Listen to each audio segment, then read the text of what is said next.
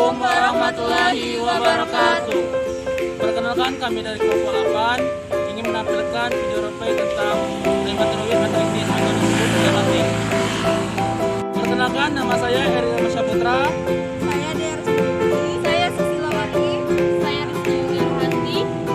Bismillahirrahmanirrahim. Assalamualaikum warahmatullahi wabarakatuh. Waalaikumsalam warahmatullahi wabarakatuh. Perkenalkan, kami dari mahasiswa di tingkat perawatan Universitas Bengkulu. Di sini kami akan mengadakan sedikit penyuluhan tentang yang kita rematik yang sering kita rasakan pada nenek-nenek ya. Bila di sini sebelumnya perkenalkan, nama saya Eri Saputra, mahasiswa di tingkat perawatan Universitas Bengkulu. Ada juga teman saya yaitu Saya Dea Putri. Bella. Di sini materi yang akan dijelaskan oleh Dea. Pak Dea, silakan.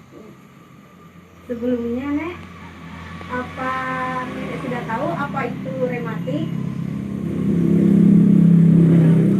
Apa itu rematik? Apa Nenek sudah tahu? Belum. Baiklah, di sini saya akan menjelaskannya, Nek, ya. Di sini kita lihat gambar di sini. Saya jelaskan sedikit. Rematik atau nyeri sendi yaitu penyakit yang menyebabkan radang dan kemudian mengakibatkan rasa nyeri, kaku, dan bengkak pada sendi. Penyakit ini disebut gangguan autoimun. Di sini kita lihat gambar di sini, yaitu nyeri di bagian lutut. Dan di sini kita lihat gambar. Apakah Nenek bisa melihatnya dengan jelas gambarnya? Bisa. Di sini kita lihat di sini nyeri di bagian punggung belakang. Dan di sini nyeri di bagian betis. Ya kena galau dia. Ya, ikut sebelah. Yo nenek yo. Ini juga itu. Jalannya tidak iko, agak pincang. Di bagian lutut juga, Nek. Lutut, iya di sini nih. Lutut, mata kaki juga. Mata kaki juga. Ya lurus lagi jalan. Itulah iko dekat, dah pernah aku sih kok. Iko kali dia jemput di rumah tu lah. Ya, Nek. Lanjut, yaitu saya jelaskan faktor resikonya timbul rematik, Nek. Yang pertama yaitu faktor usia. Di sini Nenek umurnya sudah berapa tahun, Nek? Saya 62. 62. Sama baik. 62. Nek sudah 70. 70 lebih dah. 70-an. Ya. Faktor usia ya, Nek, ya, rematik. Yang kedua yaitu keturunan. Di keturunan di keluarga Nenek apakah ada yang itu mengalami penyakit rematik? Ada. Dulu 17 tahun. Nenek aku urus wayang khusus ini. Oh, Stroke dulu kan? Iya. Kalau dulu tuh. Yang ketiga yaitu trauma atau jatuh luka terbentur. Apakah Nenek pernah mengalami jatuh luka atau terbentur? Pernah, Nek? Tidak. Pernah jatuh kemarin sudah pakai apa belum jembatan. Oh ya. Jatuh di mana, Nek? Sebelum jembatan Talang Rendah, Oh. siko punggung kok sampai kini sakit.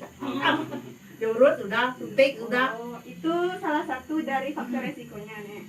Yang keempat yaitu kegemukan atau obesitas. Yang kelima infeksi pada tulang dan sendi.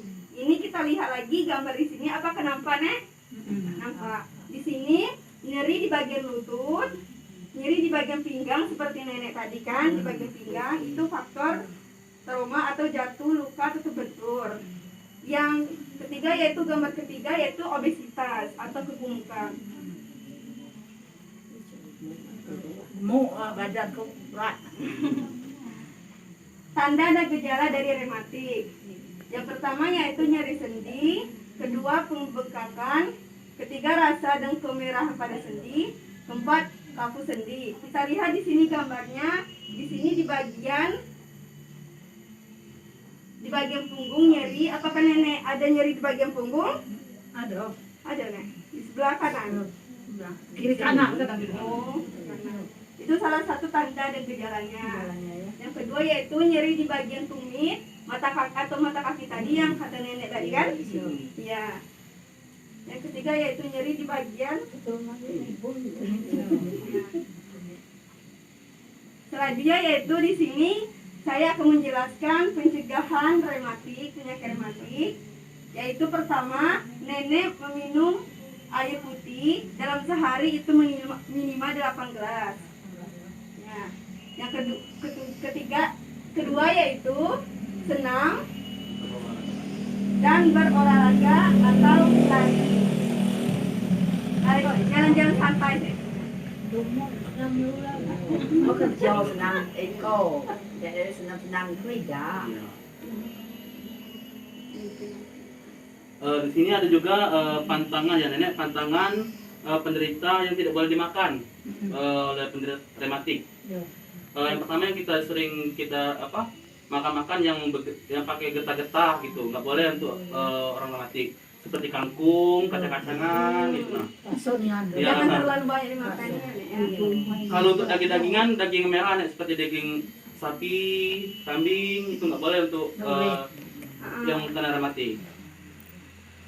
Kemudian seperti tapai, nah kita sering juga tapai. Nah, tapai kan panas. Sesak napas. Ya, sesak napas juga, menyebabkan sesak napas, terus menyebabkan nyeri pada rematik yang sedang kita rasakan, gitu.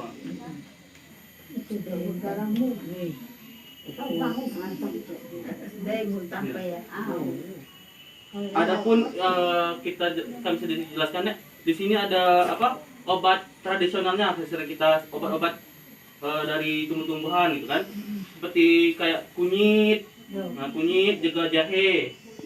Nah itu untuk pengobatan tradisionalnya nih. Untuk rematik, penyakit rematik. Ya. Jadi airnya apa? Itu kalau untuk kunyit itu kita ulek kan, kita oleskan di bagian yang sakit tuh. Nah, kita oleskan sedikit. Tidak ada campurnya tidak? Enggak ada. Kalau untuk jahe juga, itu tinggal ulek, tinggal kita tempelkan sampai merata gitu. Nah, di sini kan ada sedikit brosur ya, boleh untuk dibaca-baca. Kebaca, Nek. Brosurnya kebaca. Nah, boleh dibaca dulu Nek. Apakah ada yang nggak jelas? Silakan boleh tanyakan kepada kami ya, Nek. Rematik.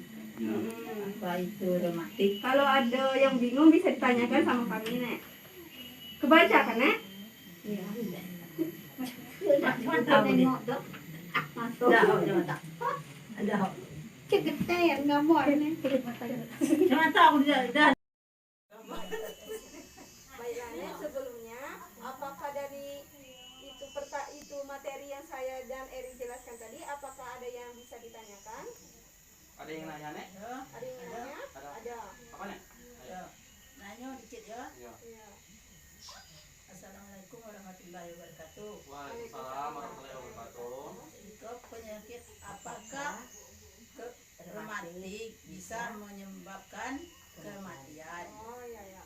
Terima kasih. Ya, baiklah Nek, di sini saya akan menjelaskan sedikit ya. Apakah rematik dapat menyebabkan kematian itu ya kan Nek? Ya. Nah, rematik ada penyakit yang terjadi ketika sistem kekebalan tubuh berbalik menyerang sendi, otot dan tulang dan organ tubuh lainnya. Kondisi ini dapat memburuk dan mengganggu aktivitas sehari-hari.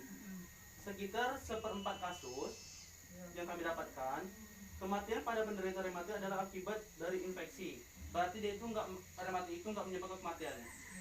Tapi kalau untuk menyebabkan kematian itu adalah dia menyerang terdapat infeksi dari rematik gitu nih. Ya. Baiklah. Apakah ada yang bisa ditanyakan lagi, Nek? Oh, persilakan, Nek. Assalamualaikum warahmatullahi wabarakatuh. Waalaikumsalam warahmatullahi wabarakatuh. Apakah mandi malam bisa menyebabkan rematik? Oh, baiklah.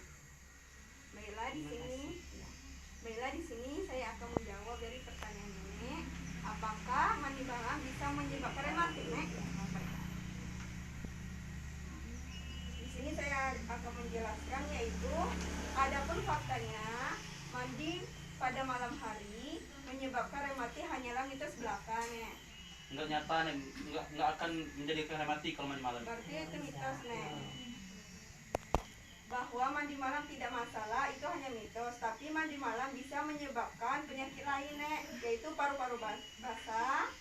Bahaya mandi malam adalah dapat membuat asma kambuh juga, Nek. Dan juga perubahan suhu yang tiba-tiba menjadi dingin dapat memicu gangguan pada saluran pernapasan.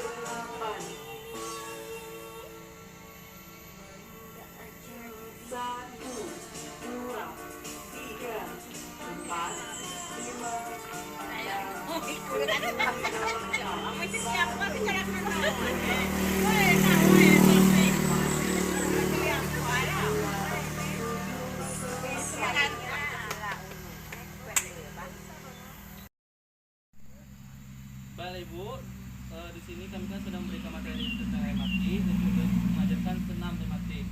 Apakah ibu-ibu sudah paham apakah rematik gejalanya dan cara mengobati ibu? Nah, kemudian tadi kan sudah kami ajarkan sedikit senam rematik pada ibu-ibu. Apakah enak Bu rasanya? Nah, itu senamnya Bu, kalau boleh diulang-ulang ya Bu, tiap pagi ataupun sore-sore nggak apa-apa. Mungkin itulah dari kami ya Bu. Terima kasih ya kerjasamanya. Kami akhiri. Wassalamualaikum warahmatullahi wabarakatuh. Baiklah, itulah video penyuluhan dari kelompok kami. Semoga bermanfaat dan kami akhiri. Wassalamualaikum warahmatullahi wabarakatuh.